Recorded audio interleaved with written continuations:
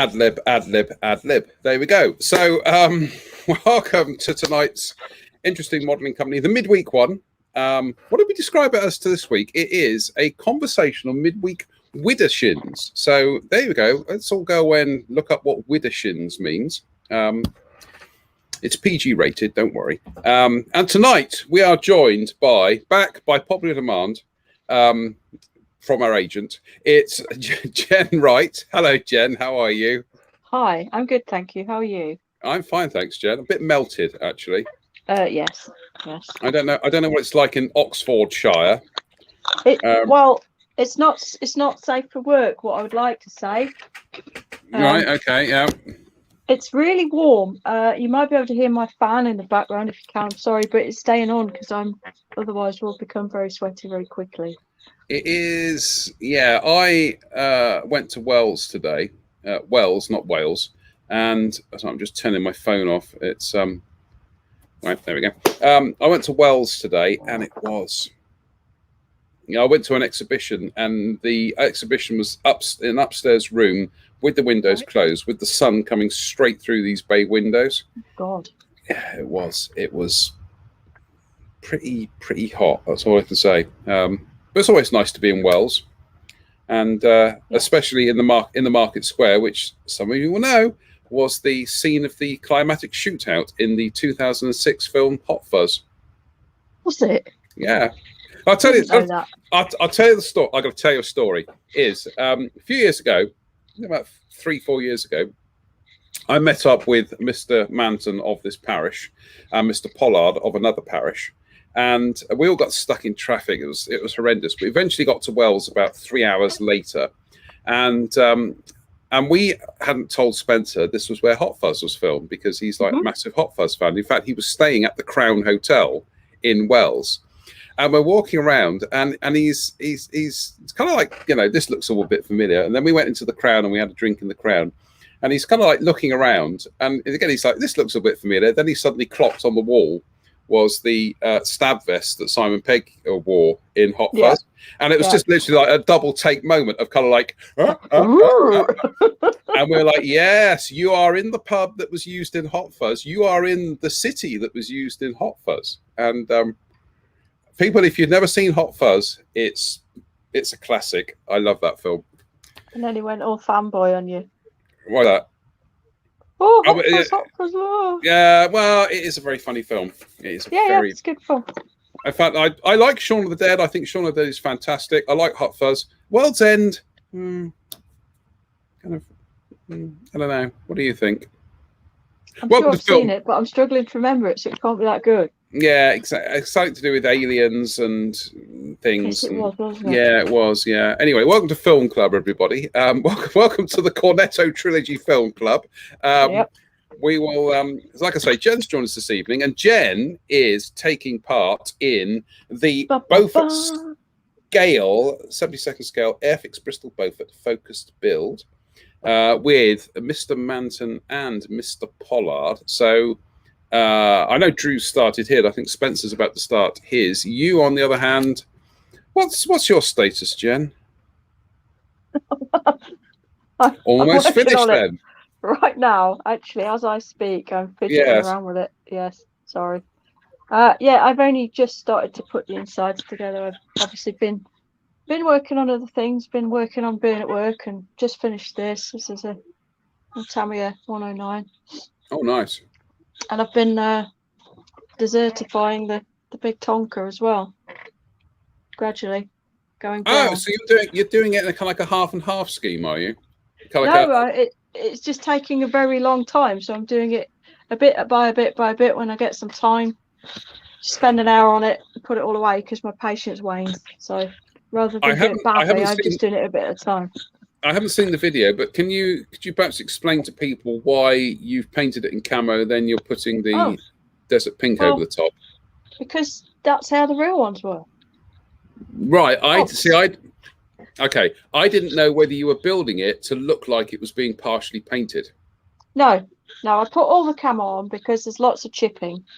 I don't know how well this is going to come through, folks, but lots of chipping on leading edges and things. So because I'm anal in a good way, I did the camo so that when I do the chipping, I don't have to worry about the colours under because they're just already there. Okay. That's it. So I did paint the whole thing in the wraparound camo first, and then I've been bit by bit, hairspray, chip, hairspray, paint, chip, hairspray, paint, chip. And I think to get that far has taken about 4 hours so far. Okay. And that's just the first coat. I've still got to do shading and effects. So yeah, it's going to be and I camoed it first, which took ages as well. It's going to be a lot of hours of painting in it. Yeah, that's quite a commitment. Yeah, it's one of them where you sit there thinking, why did I do this again? So I take it you're doing it in sections, because obviously with hairspray you can't, you've got to do it in sections, because if you were to do it in one go and then try coming back and chipping the rest of it days later, the hairspray is going to go yes, very much so.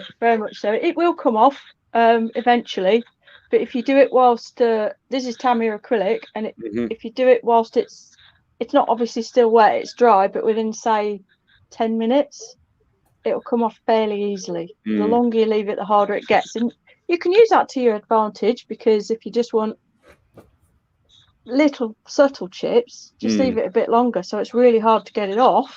And then you can get little subtle chips. But when you want big magooper ones, you just need to do it straight away. So it's literally paint half of one side of the nose, do the chipping, hairspray the next bit, paint it, do it in sections. Yeah. That's why it's taking so long. It's not a fast process. Well, not taking so long. I still really haven't got any further. Father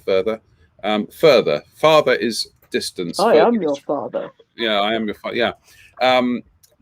I haven't got any further with the Kettenkrad, which is ridiculous given that it took me about 2 days to assemble it and get the first coat of paint on it. And since then, that's it. I've not had any time to sit in the workshop and do anything. So we'll try and rectify. Haven't you been too busy bemoaning the sunshine? I'm not bemoaning the sunshine. Anyway. I'm actually quite enjoying it. Oh, I thought you were in the anti-sunshine club. I quite like the sunshine these days. In fact, I've been out walking in it and quite enjoying it. So, as you can tell by the fantastic tan on these pasty white arms here, it's just like, see, look at that. Look, that's the other one. There you go. Look at that. Look at that sun. Yeah, exactly. Yes, exactly. Yes, I know. As soon as you came on, I wondered if you'd been to Greece, I must admit. No, the closest I've been to Greece is having a cooked breakfast in a cafe. So, right, we have an unboxing to do tonight. So I'm going to quickly switch over to the other camera and get this all set up, because we're going to. Oops, Daisy, wrong one. Let's try that again. It's because we've got a tab open. There we go.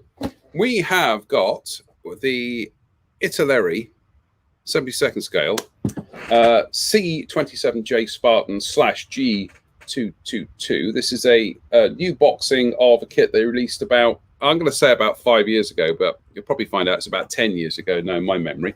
And this, I'd never seen this kit before. I'd never actually looked in the box, so this is all new to me. So we're just going to have a quick unboxing and just rattle through some of the features of this kit. Pop, like that. Ooh, nice dapper sheet. Come back to that. Jen, you can hear her carrying on in the background, absolutely building a model, which is what we like. This is a modeling channel after all. So there we go. We've got fuselage halves. Actually, I think the engraved panel lines on this are quite nice. What do you think, Jen? I'm waiting for the big picture to come on my iPad so I can see it. All right, okay. I think these are quite nicely done. Yeah, it's quite nicely done. I've seen worse from Italy, I think is the best way of putting it, and that's quite nicely done. Some nice quilting on the interior there as well. Maybe you can see that in the images there. And yeah, they do actually do the interior as a separate shell that actually goes in there, so it's not actually molded onto the inside of the fuselages there. I think, talking to Drew about the one that he was building a while back, I think he was having some issues with this panel on the bottom and the fit of some of the things like doors. When he's on the next show, we'll talk to him about that. But it's not. It's cleanly molded. I think that's actually quite nice. So you get 2 fuselage halves, which is always helpful, obviously. And there's the others one, which also comes with some of the ECM and aerial fit, etc. It's quite interesting on this aeroplane that it's got vortex generators on the port side of the fin, but not on the starboard side. And again, the quilting on there is very, very nicely done. How much of that you can see when you drop the rear cargo door, remains to be seen. So we have that. Then that's that section that fits in onto the underside. Oh. Yeah, exactly. And it's molded shut, but I think that we'll go to the instructions in a minute because I think there is a way to cut that open. Quite a nice, some nice cockpit details there, which again, some nice quilting and whatever. And again, the panel lines are actually quite nice. I don't have a problem with them. And the plastic is quite nice. They are quite capable of being really over the top with their panel lines and surface detail, aren't they, to be fair? Yeah, but especially here on the engine nacelles, that's actually rather neatly done. We will be taking close-up photographs so you can see this in all its glory, later on. And there we go. That's the engines and the exhaust systems and everything. Spinner, prop blades. The prop blades, they've actually got both. I think that's from the previous release, and these are the ones for the current release, or it could be the other way around. I'm not entirely sure. We'll get to the instructions in a minute.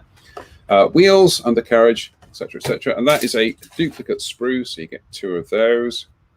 Then we come to more of the interior bits and pieces.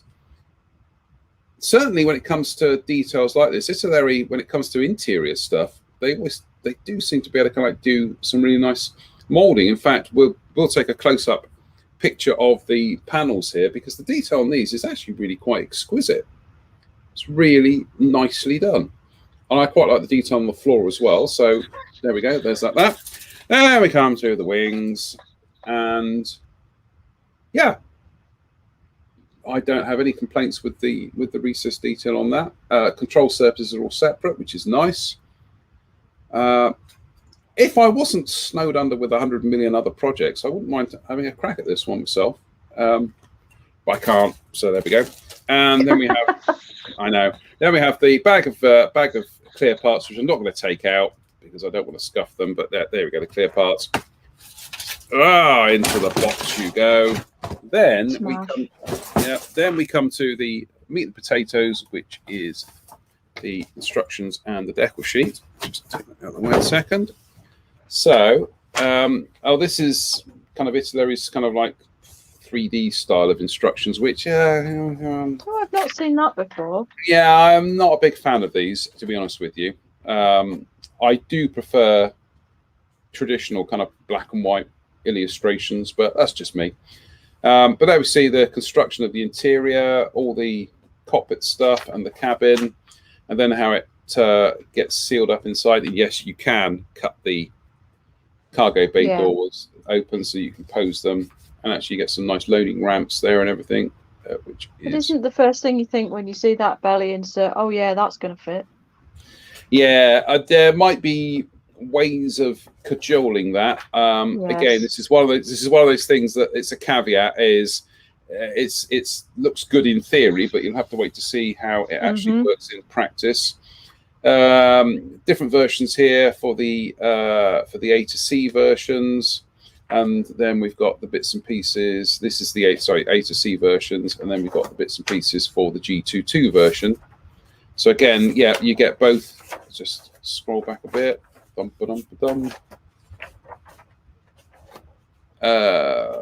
Yeah, that's the C27J prop, which is that kind of 6-bladed prop.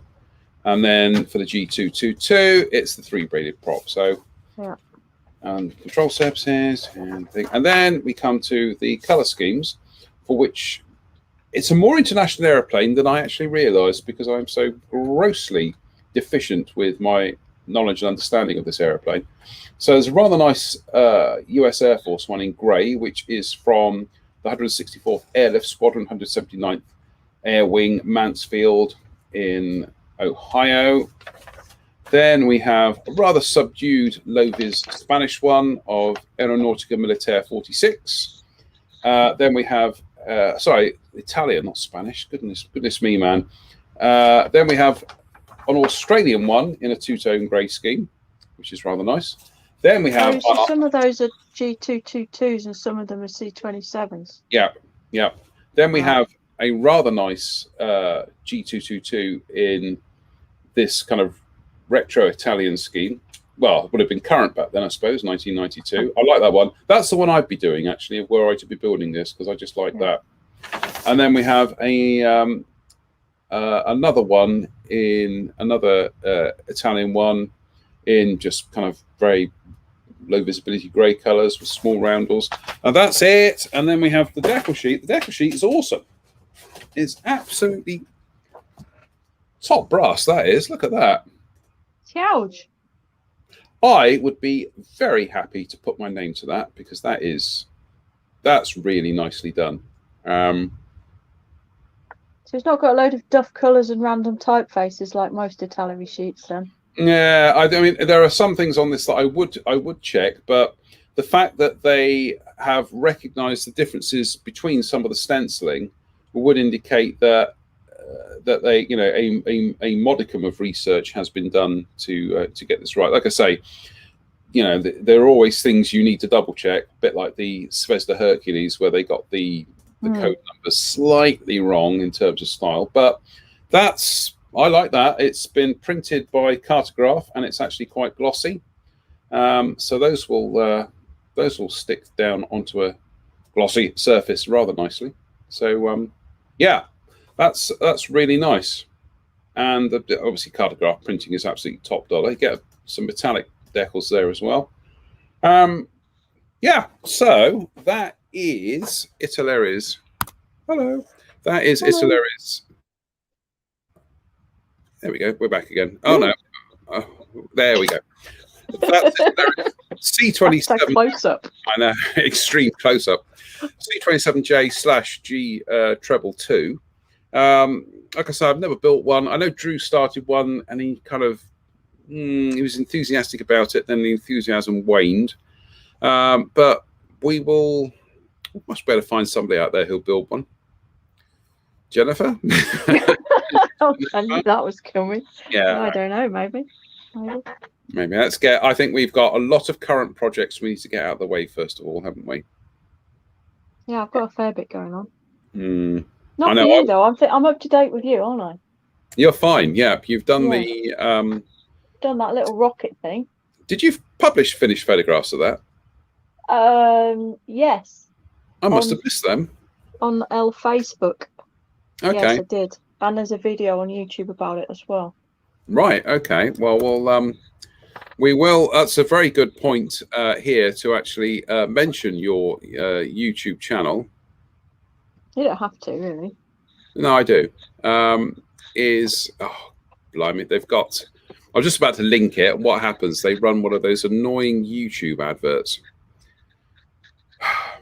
You can skip it after 15 seconds. It's 15 seconds of your life. It earns me 3 pence. Come on. Earns you 3 pence. Here we go. Probably not even that. No, you should get into music. You'll probably earn far less than that, probably about 0.03 of a pence. And here we go.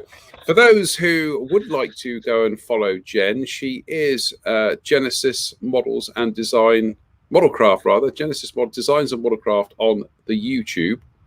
And I believe this is your Beaufort video. So we'll watch about 30 seconds of this, just so everybody gets a taste. How embarrassing.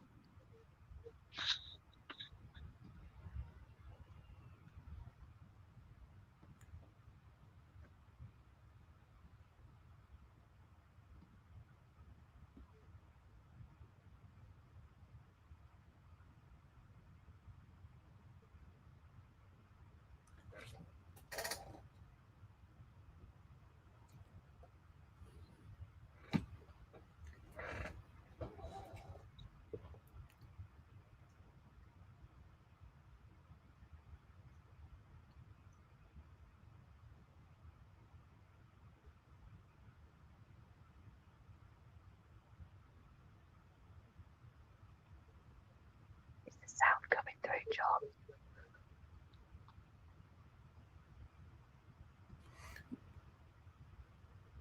Yeah, that's enough of that. I don't know if the sound was coming through. It's just a static picture with no noise. All right, no, the sound should have come through on that. I think people will let us know if there was no sound. But yeah, I'm just going to find the URL. Yeah, they're doing that. Yeah, they're doing that. I'm just going to find the URL for that. We'll post it up at the end of the show. But yeah, your channel is well worth a look. I do watch them, try to watch them as they come up live, but I have missed a couple, so I do apologise. Now just bear with me, Jen. Entertain people whilst I just find your channel again, because the bookmarks disappeared. By the way, what's the music you use for that? It's one that my husband composed himself. Really? Yes, it's an original tune. It's called Flight of the Merlin, because it starts with a Spitfire, right, coming by, and then it goes into some guitar waddling, and then the outro has got some waddling, and then the Merlin fading into the distance. It's rather lovely, except for the tornado videos, which have actual tornado jet sound on them instead. Topical.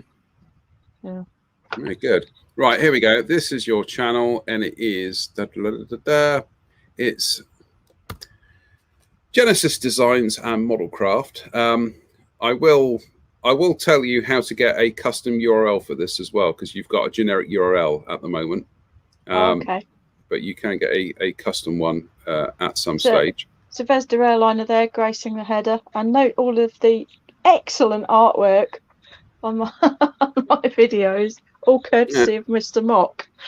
Yeah, it's absolutely. Not me. Yeah. We'll post a link up on the page anyway, but yeah, that's Jen's channel there. So, pow pow. Right, we'll round through some of the comments here, because we've got some very patient people watching this evening and wondering what on earth this is all about tonight. So we're going to say hello to David Mummery, who kicks off. Hello, David. Dougal McWoogle, Ofer Cohen, Paul Milligan, Pavel Krufovich, Lee Suter, Martin John Henry Smith. Martin John Henry Smith is using up everybody's names here. If there's a name shortage in this country, it's Martin John Henry Smith who is using up all the names. Darren McGuinness, Johan Olivier, Ian Goldstraw, Stephen Pryor, Greg Woodbridge, David Mummery again, Dave Swindle, Roger Watson, Craig Walton. Okay, Brian Wilson, Andy Brennan, Spencer Pollard, Douglas Hunter, blah, blah, Marino, hooray, Damian Mullen, Mike Williams, Simon Dixon, Mike Reeves, scrolls down, Dave Fleming, scrolls down, Mark Ryan, hello Mark, scrolls down, Mark at Edinburgh Modelling Man Cave. Okay, there we go. I tell you what, every week we give away an awesome, interesting modeling company button badge, which are, they are the fashion item that's being described as what's that, and we're giving one away. And this week I have decided randomly to pick a name who is going to win one of our interesting modeling company badges, and it's going to be Martin John Henry Smith. Oh, I thought it was going to be Dougal McWoogle. No, I think Martin, if you message us your details, an interesting modeling company badge will be winging its way to you with our gracious affection, I think is the best way of putting it. So thank you for watching. You win this week's free badge. So Jen, what else have you got going on at the workshop, in the workbench at the moment? I've kind of showed you. Oh no, I haven't showed you all. There is one other thing. There is one other thing. It's a doozy, this one. I'm really excited about this build. Possibly I might be the only one that is, but I have this. Okay, yeah. I can't do it because it's backwards. Is that straight now? There you go. That's fine. The NHS Airfix hook. I absolutely love it. It's so silly. But I'm doing this for Airfix Model World. Do send it over, and I'm gonna. It's got two schemes in it. Yeah. This is Airfix design, their own design. So did you come up with this? No, it was this you? if you read the blurb, that was actually designed by, it was a competition winner. No, this one is Airfix. Oh, right. The competition winner. Yeah. Was this one? That was that one. Yeah, that was that one. But what I'm going to do is I'm going to do them both, one on each side, because they've both got nice sort of aspects to them. I like all the coloured hearts on this one. It's lovely. Yeah, do you know what? I can't remember where that second scheme came from. Yeah. It doesn't say on the thing. The winner was Jeff Elliott. Yeah, Jeff Elliott, yeah. With all the hearts. And this one, it just says Airfix Design, which, apart from the really cool fin, is kind of dull in comparison. But I just, well, as you know, I like a shiny plane, but it's just silly. So yeah, and this is the modern but fairly old Hawk kit, but it's quite nice. It's quite very, very simple. Really great one for getting someone interested, I think, because it's such a simple model. Yeah, actually, that I got to try and get my brain round. Is that the simplified one? Is that the new simplified one, or is that the? Does that come with a little Hawk display stand? No. Right. It is very, very simple. Yeah. What happened was I've got to try and get my brain around how many iterations there are of that Airfix Hawk at the moment, because there was a new toolkit that was released in about 2009, 2010. Yeah. Okay. Then it was retooled again. It actually came back with much sharper panel lines, much more subtle, sharper panel lines. I think that's probably this one. Then there was a simplified version that was released, which went into the gift sets, which had fewer parts. Right. Now there is a new version that's come out, which is a new version of the simplified one with even fewer parts than the fewer parted one, and that one includes a little Hawk-shaped display stand. Okay. And that will now become the default gift set tooling.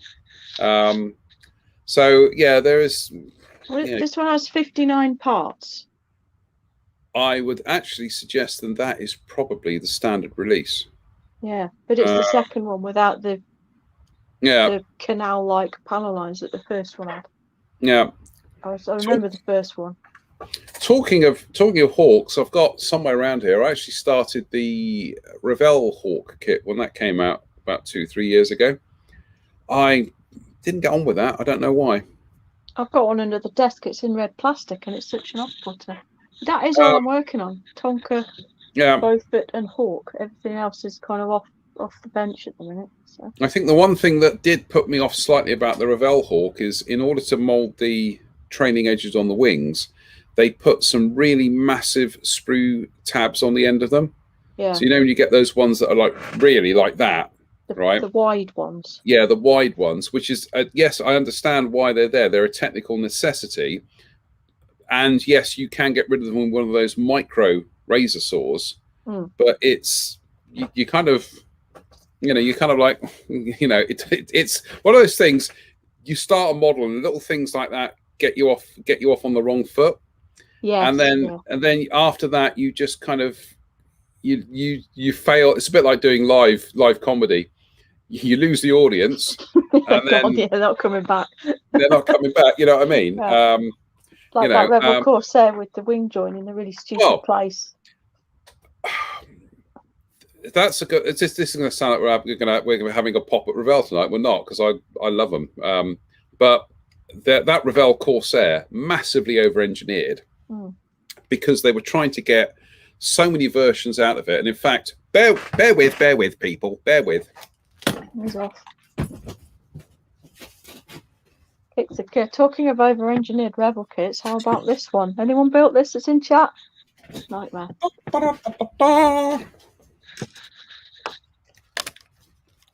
There it is. It's still in the workshop. So I built this when it came out, and honestly, what did they do? They split the wingtips in order to do the British ones with the clip wings. Fair enough. But then they put the split halfway through where you've got these scallops for the for the. In fact, you can see the join there. Yeah. Because I could not get rid of that join, and it's the scallops of the fabric sections. Why they didn't just do it full span, and then get you to chop the bits off you don't need? You see. Also, or even at the join of the actual wingtip, which would make all the sense. Precisely, which is where the actual thing took place. The cowl was made up of about literally half a dozen parts. And I'm still convinced that nose is slightly too long as well. And it was one of those kits that I finally got round to finishing it. And as you can see, I actually did lavish some care and attention on it because I did a certain amount of kind of like weathering and stuff on it. And but I lost the enthusiasm for that one. Then I built their Spitfire that came out, the Spitfire Mark V. No, Mark II. Mm-hmm. Mark II. Which, again, they split the wingtips on it. Now, why would you want to split the wings on a on that kind of wing? Because it's a full span wing. They never did. They never had clip thing. The reason for that is they wanted to have the separate wingtips so they could put another wing in for another variant at another stage. Yeah. So you've compromised the design for another variant, and in order to do that, you've compromised this kit in order to think ahead for other ones. And it's like, but the only variant that would use that wing is the 5A that no one ever does anyway. So it's pointless, whichever way you look at it. I get the feeling what they were probably going to do further down the line was with that fuselage is actually do 5Bs or 5Cs. I don't think we've seen them yet. But in that case, the wingtips are already there on the other sprues so that you can put in a new wing and then you can have your little clip sections, or you put these full span wings on, the tips on there. Yeah. It's a design decision that we put the wingtips on this particular sprue so that later on when we do another wing, you can add them to it. But the problem with that is the one that you're trying to build as the initial release, the Mark II, you've got a thick wing that's thicker than the wingtips, which are molded in one piece, and you end up with like a step. And it's again, I started that one, and I got as far with that, and I was like, I just don't want to carry on with this. Yeah. I'll just build something nice instead. Well, I then, and as Johan points out here, Revell Hawk is for very early Hawks. This was a nuance about the Hawk that I never actually really appreciated until Dave Fleming pointed it out to me, is that you do actually appreciate there were differences at the back end of the Hawk, because where the rudder comes down, if you look at the very early Hawks, that little fillet at the back, sometimes it was short. Other ones had like a little bit of a dog leg in it, and then other ones it was like a straight line. And Dave was saying to me, "Oh, the back end is kind of like it's an early one." And I'm thinking, well, no, it is. I was looking at the fillet. What he was actually talking about was the actual shape of that rear fuselage. And when he sent me some photographs and said, if you look here, the early ones have a certain kind of like a shape nuance here, whereas the later ones, I think the later ones are flatter. Dave will correct me because he's watching tonight. It was like, I never realized that before. Yeah. So Mike Williams says the Airfix Hawk is a great clothes horse for special marking. So, yeah, it is. Yeah, because it's such a quick and easy build, and it's nice enough. Yeah, it's a good point. Absolutely. And talking of the Beaufort, what scheme are you building your Beaufort in then?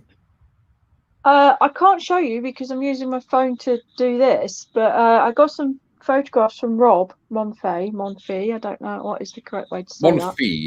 Monfey. He sent me some really great photographs of a 47 Squadron Beaufort, which is damaged, and it's got tarpaulins on it, and it's really neat. Loads of weird modifications that they had that are different to all the others.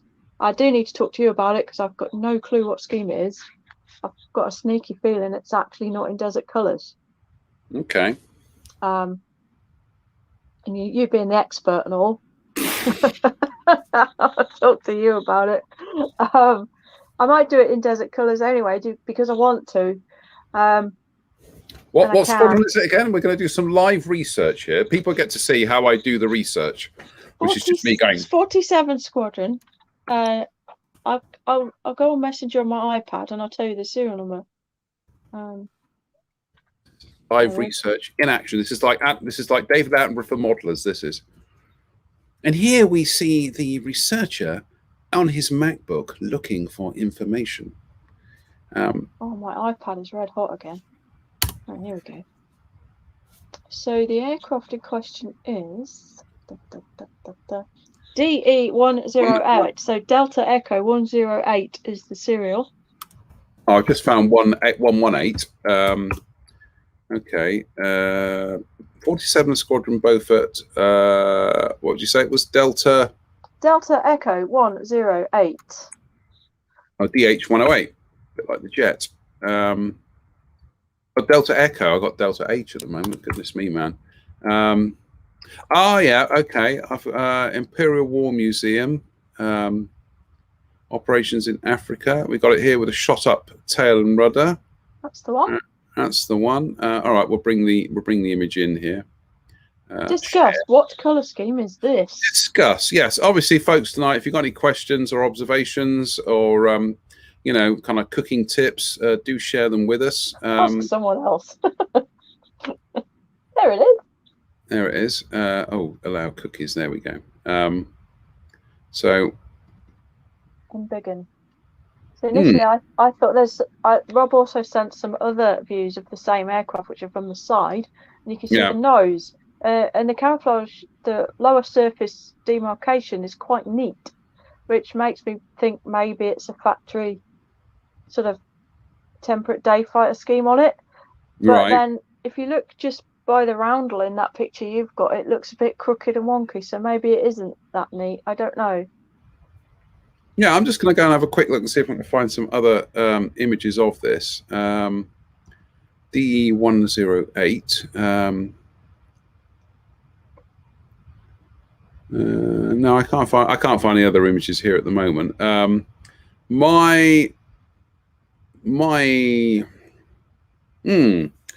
Yeah, what scheme is that?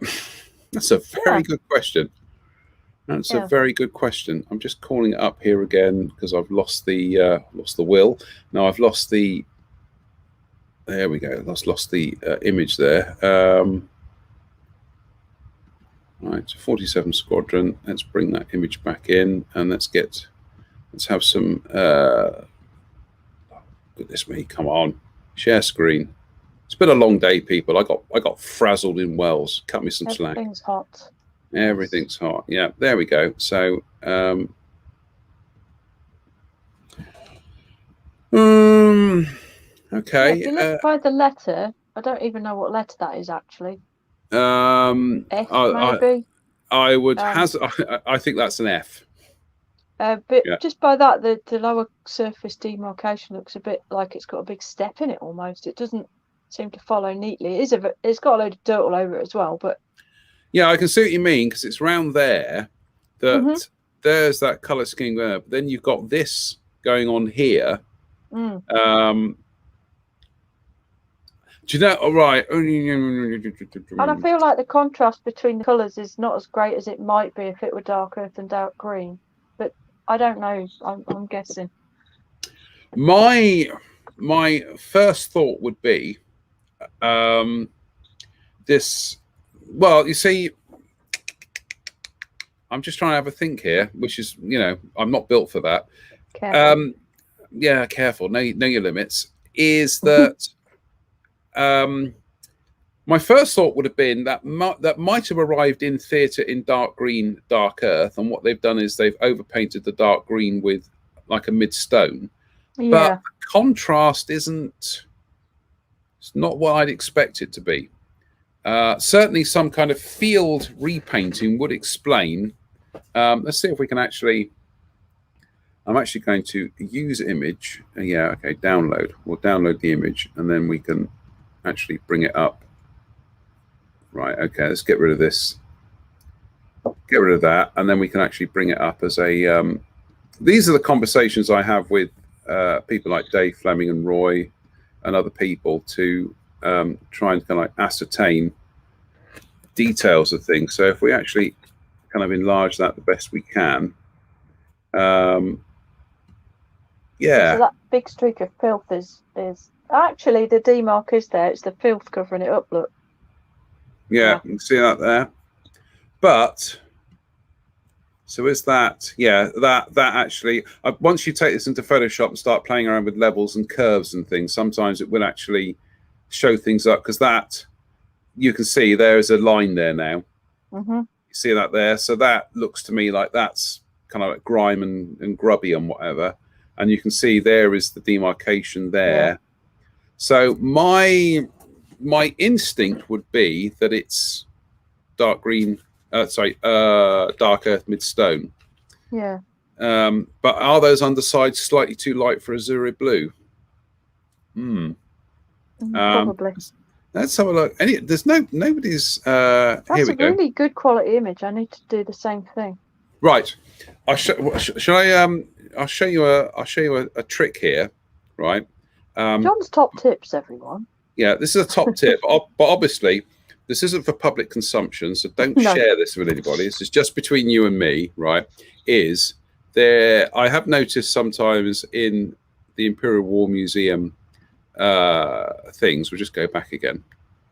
Share screen, Chrome tab.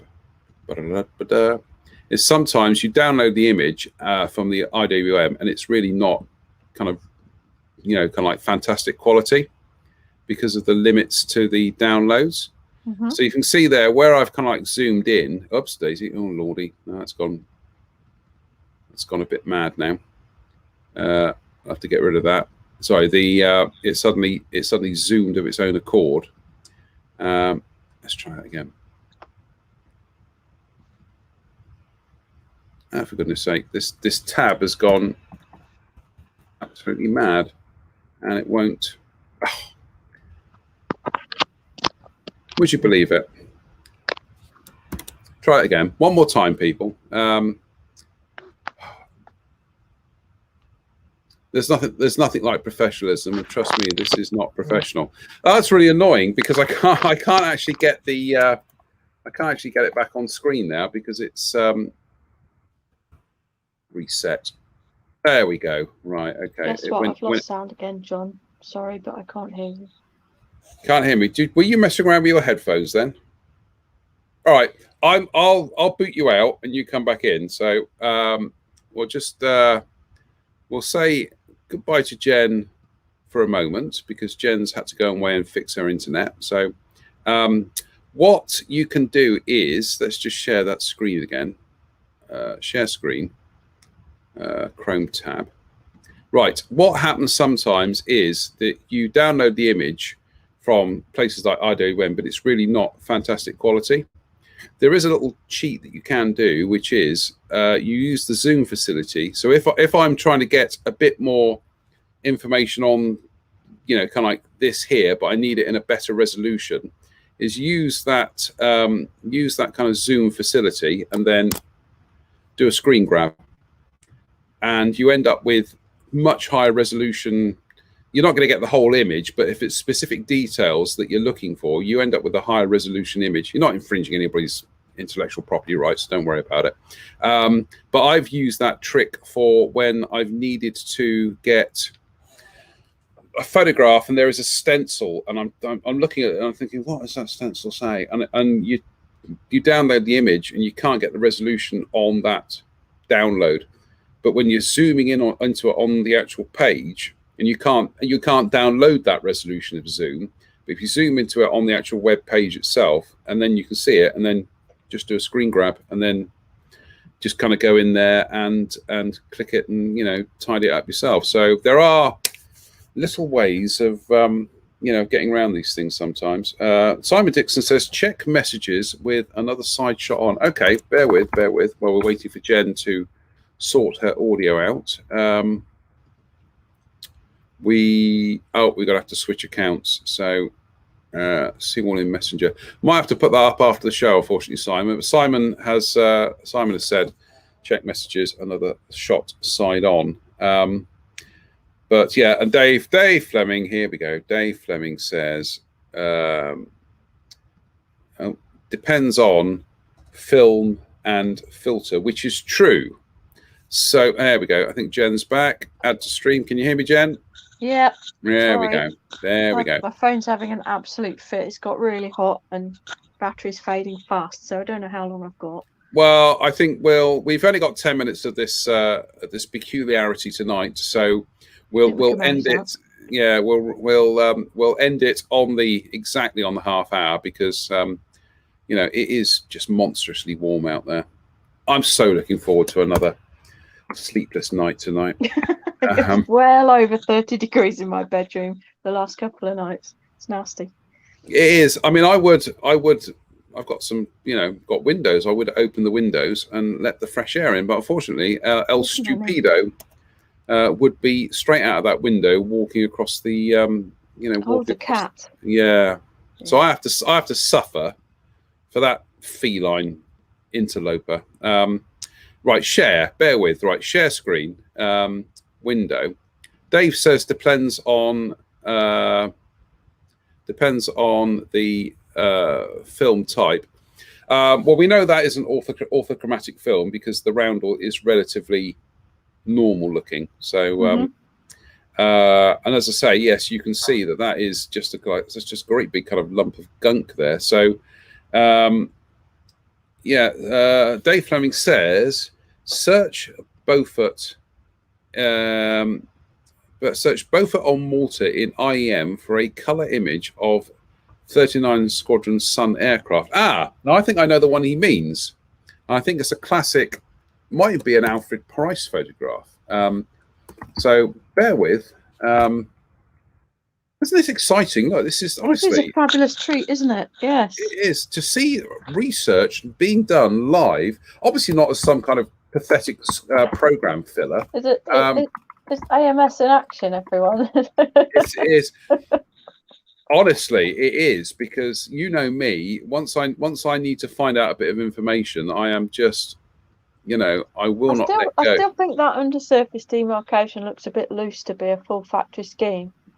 I don't know, and it's quite close to the codes as well. Yeah, Dave says search Beaufort on Malta. Okay, Beaufort on. I tried being clever there and actually using the squadron. So Beaufort on Malta. And search. No, it's not coming up with anything, Dave. Oh, Dave, it's not coming up with anything. Let's try again. Because there is a colour photograph of a Malta. Colour photograph of a Malta. There is a colour photograph of a. That's the one. Yeah. Yes, I got it. Yeah, that is the one I'm thinking of. Clicks and. For some reason, my iPad is giving me captions for everything we say, and it's quite hilarious what it thinks we're saying. Did you see? It was. Yeah, that's it. There was. I'm just going to pull this image up. So, somebody sent a news grab of a weather forecast, and it was something to do with North Sea coast, but it actually came up as Nazi ghosts. When you said Vesta earlier, it thought you said Spencer. Spencer, yeah. I mean, honestly, this weather is hot enough without having to deal with Nazi ghosts. Yeah. You don't want to deal with those at the best of times. Yeah. Nazi ghosts. I hate them. Chrome tab. Here we go. Right. This is the one that Dave is talking about. Da, da, da, da, da. And as you can see, that is in the not temperate sea scheme. That's in the temperate sea scheme, isn't it? It's temperate sea, but with a zero undersides, or apparently with a zero undersides. Yeah, that's not unusual. I have seen that recorded before. For extra dark sea grey, dark slate grey, and azuri blue underside. So, notice how neat that again. It looks factory. It doesn't look rubbishy and field applied, does it? No. So I reckon I can paint it however the hell I want. That's what I'm getting from this. Yeah. we'll throw it out there, and we'll obviously get some more feedback on this. But yeah, I'm inclined to think actually perhaps that one is actually in that scheme or close to. If they were fulfilling the same role, which was kind of maritime reconnaissance and strike, then obviously it would make sense that they would be. If it makes any difference, they got the aircraft from a different squadron. They just borrowed them. They were from, it was either 42 or 22 squadron, so they'd been in theatre a while. Right. So I don't know if that makes any difference. I don't have any books on the Beaufort, so I'm literally relying on Google and organised people to help me. I will go through my extensive Bristol Beaufort library, which consists of about 3 books, and that's it. Because there's only 3 books published out there on it. They'll all come out now, won't they? Now that Airfix have done the kit, because I've built all these test shots over the years for Airfix Model World, and there's never any references until after I've done my build and it's been published, and all the books come out then. Yeah, is a case in point. You should try designing decal sheets that you. Well, yeah, exactly. Yeah, you know what I'm on about. You do all this, and then suddenly a piece of information comes out, and people say, "Oh, well, how did you miss that piece of information?" How did you miss that? And it's like, yeah, unfortunately, the time machine was broken at the time. The TARDIS had gone in for a refit, and I wasn't able to, to travel back and do that. Unfortunately, I can't bring the comments up at the moment because it's the live show. Some people have posted some links, so we will go back and dig them out. In a bit. Yeah. Thanks, everyone. Well, thank you to everybody who's we got Dave Swindle says check the IFF area from the tailplane to fuselage in close up. Yeah. I think that's we will group effort this, people. We will get to the bottom and try and work out what that is. Or if we can't, it's going to be what I have to do sometimes, which is the best educated guess. Or I'll just do what I want. There is that, Jen. There is that. I want to do it desert, but actually that temperate sea with the blue underside would suit me too. That's nice. It is. Nice, it is a fabulous scheme. I'd like to pitch in and build a Beaufort, but too many other things. It's quite get halfway there and then stop. No, it's quite ironic. Everybody's working on things that I've worked on, but I'm building models of things that I have absolutely no link to whatsoever. But such is life. Indeed. Right. I think we both need to go and get some. Yeah. Any other business, Jen? I think we've covered it, John. Don't you? Anything you'd like to anything you want to share? Any thoughts? Anything you've seen during the week, or anything that you just think I really need to tell people about that? I was looking at the Vulcan earlier, the new Airfix Vulcan that I have not bought, and that looks really lovely. Has everyone got theirs? I guess they probably have by now. But they're all sold out everywhere. And that's about it for me. Yeah. Does look very nice, but I can't get excited about the schemes you chose for it, John. I didn't choose them. Yeah. And they were a requirement of the help that was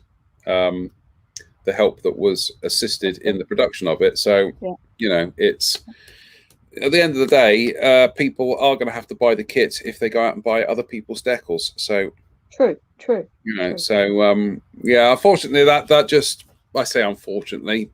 That's just a requirement sometimes when people give you, assist you, especially when you are LiDARing something, they've had access to it. Yeah, we needed to do our one. Yeah, same with the Shackleton, wasn't it? Yeah. It was. The one observation I will make about the Vulcan is that I was actually give a shout out to Damien Burke, who has been an absolute star when it comes to information stuff, and he actually photographed his Vulcan paint shop drawings for me, and honestly he got a big shout out on the instruction sheet because there are the paint shop drawings for the Vulcan obviously evolve as the schemes change. Yes. And there is no kind of like one paint shop drawing fits all, because there are specific differences between the anti-flash white stencils, the intermediate strike scheme when it had the D roundels, and then when it went to full tactical with the wraparound camouflage, it changed again. And of course, once it's amended, they don't include the old information anymore, do they?